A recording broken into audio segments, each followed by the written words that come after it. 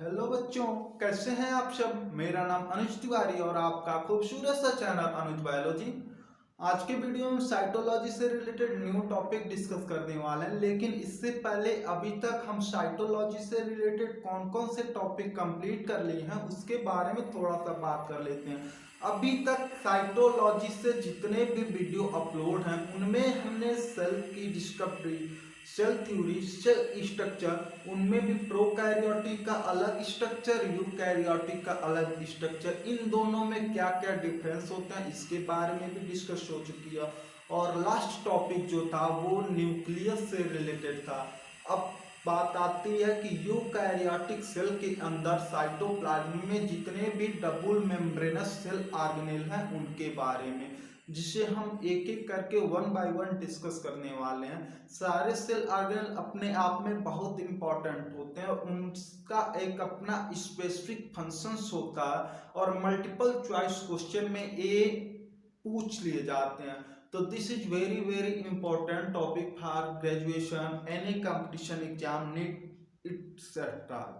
तो तो अब यूकैरियोटिक सेल के अंदर पाए जाने वाले सारे सेल ऑर्गेनेल को हम डिस्कस करेंगे, लेकिन उससे पहले आज का जो टॉपिक है वो इंडोमेम्ब्रेनस सिस्टम है। इस इंडोमेम्ब्रेनस सिस्टम का सीधा सीधा मतलब है मेम्ब्रेनस में सेल ऑर्गेनेल से, और इंडो में साइटोप्लाज्म, सिस्टम में बहुत सारे सेल ऑर्गेनेल, यानी साइटोप्लाज्म के अंदर डबल मेम्ब्रेनस सेल ऑर्गेनेल, ऐसे सेल ऑर्गेनेल जो एक दूसरे से एसोसिएट हों, जुड़े हुए हों, इन्हीं सेल ऑर्गेनेल के समूह को, ग्रुप को हम इंडोमेम्ब्रेनस सिस्टम बोलते हैं। इनमें भी चार टाइप के सेल ऑर्गेनेल आते हैं जो एक दूसरे से एसोसिएट हैं, उनको endoplasmic reticulum, Golgi complex, lysosome and vacuole, ये चार सेल ऑर्गेनेल को मिला के हम इंडोमेम्ब्रेनस सिस्टम बोलते हैं। और आज के वीडियो में हम इंडोप्लाज्मिक रेटिकुलम के बारे में बात करने वाले हैं। So first of all endoplasmic reticulum के डिस्कवरी से बात करते हैं, लेकिन उससे पहले ये होता क्या, थोड़ा सा इसके नाम को आप देखिए। इंडोप्लाज्मिक रेटिकुलम अपने नाम से ही अपना एक प्रोटेक्शन दे रहा है। Reticulate means net like structure, और इंडोप्लाज्मिक साइटोप्लाज्म यानी साइटोप्लाज्म के अंदर पाए जाने वाले नेट लाइक ऑर्गेनेल को ही हम इंडोप्लाज्मिक रेटिकुलम कहते हैं। अब नेक्स्ट इसके डिस्कवरी से रिलेटेड, तो 1969 में केआर पोर्टर के द्वारा इस इंडोप्लाज्मिक रेटिकुलम की डिस्कवरी की गई। अब जो इंडोप्लाज्मिक रेटिकुलम है ये भी दो टाइप का होता है, एक आरईआर यानी कि रफ इंडोप्लाज्मिक रेटिकुलम, और दूसरा एससीआर स्मूथ इंडोप्लाज्मिक रेटिकुलम। इनका क्या मतलब है भाई। रफ इंडोप्लाज्मिक रेटिकुलम का सीधा सीधा मतलब है कि इसके आउटर सरफेस रफ ही होगा, उसे हम रफ इंडोप्लाज्मिक रेटिकुलम कहते हैं। अब बात आती है कि रफ इन नेचर क्यों होगा, क्योंकि उसके आउटर सरफेस से कुछ राइबोसोम अटैच होते हैं, उसे हम आरईआर बोलते हैं या रफ इंडोप्लाज्मिक रेटिकुलम बोलते हैं। और ऐसे इंडोप्लाज्मिक रेटिकुलम जिसके आउटर सरफेस पे कोई ऐसा स्ट्रक्चर नहीं हो, इसके एब्सेंस से वो स्मूथ दिखता है, इससे हम स्मूथ इंडोप्लाज्मिक रेटिकुलम या एससीआर बोलते हैं। अब इन दोनों के फंक्शंस क्या क्या हैं इनके बारे में भी हम लोग बात करते हैं, लेकिन उससे पहले हम इसके स्ट्रक्चर को देखेंगे। तो किसी भी सेल ऑर्गेनेल के स्ट्रक्चर देखने से पहले हमें एक यूकैरियोटिक सेल बनाना होता है, क्योंकि उसी के साइटोप्लाज्म में ये सारे सेल ऑर्गेनेल पाए जाते हैं। तो अब एक यूकैरियोटिक सेल बनाएंगे, तो अब तो आप सभी को सेल बनाना आ ही रहा होगा, क्योंकि ऑलरेडी हमने बहुत सारा सेल बनाया है।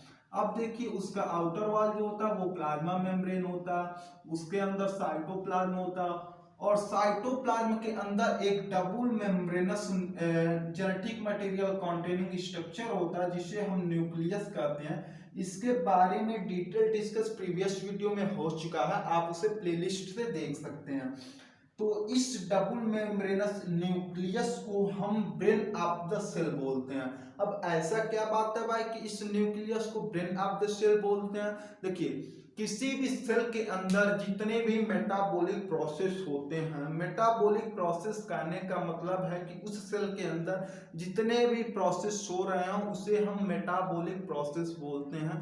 वो किसी न किसी स्पेसिफिक एंजाइम के प्रेजेंस में ही कंप्लीट होते हैं, और जितने भी एंजाइम्स होते हैं वो सारे प्रोटीन से मिलके ही बने होते हैं। खैर, इसमें भी कुछ एक्सेप्शन है, जैसे कि कुछ आरएनए भी एंजाइम की तरह काम करते हैं जिसे राइबोजाइम कहते हैं। इसको हम नेक्स्ट देखेंगे, लेकिन अभी आपने क्या जाना कि enzymes are protein and all metabolic process of the cell complete in the presence of the specific enzyme.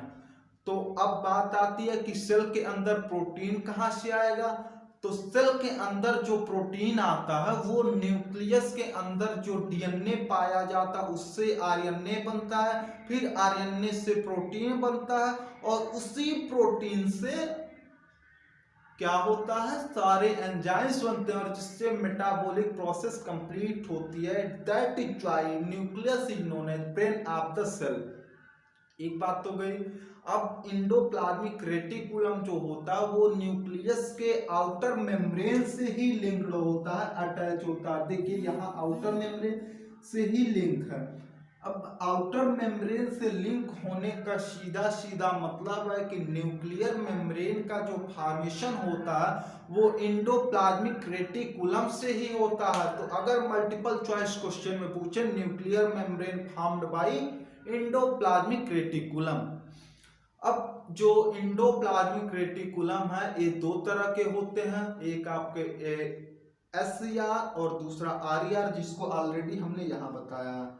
तो देखिए इस इंडोप्लाज्मिक रेटिकुलम को हमने आरईआर लिखा, यानी रफ इंडोप्लाज्मिक रेटिकुलम।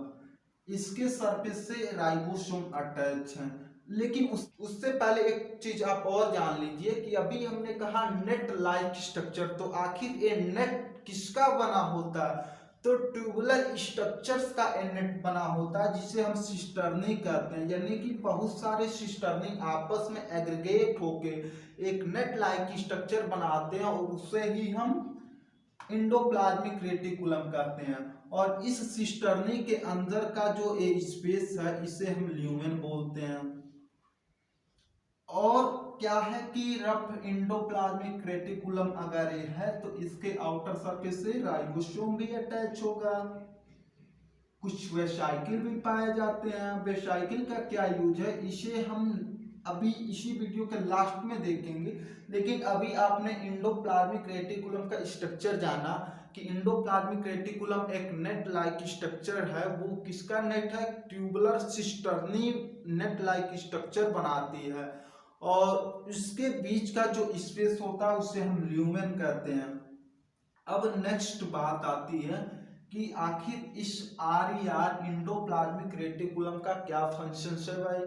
देखिए, राइबोसोम मींस प्रोटीन सिंथेसिस, ये चीजें हमने पिछले वीडियो में थोड़ी बहुत डिस्कस की है, और नेक्स्ट जब राइबोसोम का वीडियो आएगा उसमें इस प्रोटीन सिंथेसिस प्रोसेस को थोड़ा सा हम देखेंगे, और नेक्स्ट जो डिटेल एक्सप्लेनेशन होगा प्रोटीन सिंथेसिस को उसको हम ट्रांसक्रिप्शन ट्रांसलेशन में देख लेंगे। लेकिन अभी आप जाने कि ribosome is the protein factory because protein synthesis occur inside the ribosome. तो अगर यहाँ भी राइबोसोम प्रेजेंस है तो इस आरईआर का कहीं ना कहीं जो मेन फंक्शन होगा वो क्या होगा? Protein synthesis.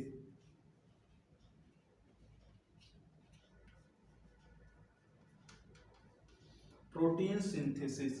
तो अब आप कहेंगे सर उस सेल के अंदर अगर राइबोसोम ऑलरेडी प्रेजेंस है तो फिर इस इंडोप्लाज्मिक रेटिकुलम को प्रोटीन फॉर्मेशन में क्यों कंट्रीब्यूट होना पड़ा? देखिए, सेल भी दो तरह के होते हैं। एक ऐसे सेल जिन्हें कोई मेटाबॉलिक प्रोसेस सिर्फ अपनी ही करनी होती है, और कुछ ऐसे भी सेल होते हैं जिन्हें बहुत सारे एंजाइम्स हार्मोन बनाने होते हैं। जैसे कि पैनक्रियाटिक सेल से बहुत सारे एंजाइम्स सिक्रीट होते हैं। और अभी थोड़ी देर पहले हमने एक चीज बताया कि एंजाइम्स आर प्रोटीन, यानी कि उस पैनक्रियाटिक सेल को इस नॉर्मल सेल से ज्यादा अमाउंट में प्रोटीन की जरूरत होती है। यही रीजन है कि उस इंडोप्लाज्मिक रेटिकुलम को प्रोटीन फॉर्मेशन में कंट्रीब्यूट होना पड़ा। अब आपने जान गए कि क्यों आरईआर प्रोटीन सिंथेसिस में हेल्प करता है। दूसरी चीज कि ये प्रोटीन सिंथेसिस इस आरईआर के सरफेस पे होगा, ये डायरेक्ट इस सेल से बाहर एंजाइम के फॉर्म में नहीं निकल जाएगा। उससे पहले इसको इस ल्यूमेन में आना होगा, ल्यूमेन में इसका मॉडिफिकेशन होगा, मॉडिफिकेशन में इससे कुछ कार्बोहाइड्रेट अटैच होंगे या लिपिड अटैच होंगे, क्योंकि वैसे केवल प्रोटीन सेल से बाहर नहीं निकलता। एक क्वेश्चन और कंफ्यूज करने वाला आता है कि मॉडिफिकेशन तो इस ल्यूमेन के अंदर भी होता है, इस आरईआर के अंदर भी होता है, लेकिन जब आपसे क्वेश्चन पूछा जाएगा कि modification of the protein in which cell organelle, तो उसका आंसर गोल्गी कॉम्प्लेक्स होगा, जो कि हम नेक्स्ट वीडियो में डिस्कस करेंगे। यानी कहने का मतलब है मॉडिफिकेशन आरईआर के भी ल्यूमेन में होता है, लेकिन मेजर जो मॉडिफिकेशन होता है उस प्रोटीन का वो गोल्गी कॉम्प्लेक्स के अंदर होता है, जिसे हम नेक्स्ट वीडियो में डिस्कस करेंगे। तो अभी हम क्या क्या जान गए, इस आरईआर का फंक्शन, पहला प्रोटीन सिंथेसिस, दूसरा आपका होता है मॉडिफिकेशन,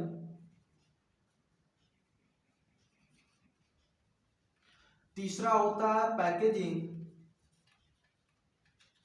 पैकेजिंग का सीधा सीधा मतलब है कि जो मॉडिफिकेशन प्रोटीन इस लूमेन के अंदर है वो पैक्ड हो जाते हैं वेसाइकिल के अंदर, और ये वेसाइकिल फाइनली टूट के अलग हो जाते हैं और फिर एक गोल्गी कॉम्प्लेक्स में एंटर करते हैं। तो ऐसे ही एक दूसरे से लिंक है, यानी कि इंडोप्लाज्मिक रेटिकुलम से प्रोटीन गोल्गी कॉम्प्लेक्स में जाएगा, फिर गोल्गी से आपके साइटोप्लाज्म के बाहर निकल जाएगा।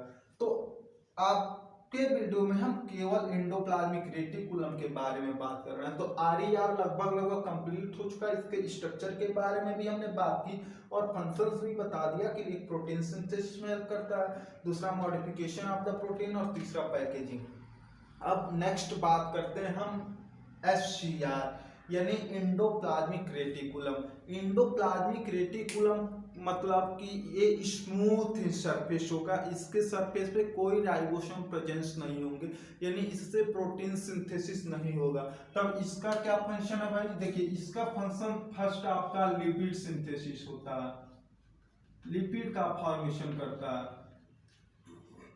Lipid synthesis. अब ये लिपिड क्या होते हैं अगर नहीं समझ पा रहे हैं तो वही जो तेल घी होता है वही लिपिड होते हैं। दूसरा फंक्शन होता है डिटॉक्सिफिकेशन,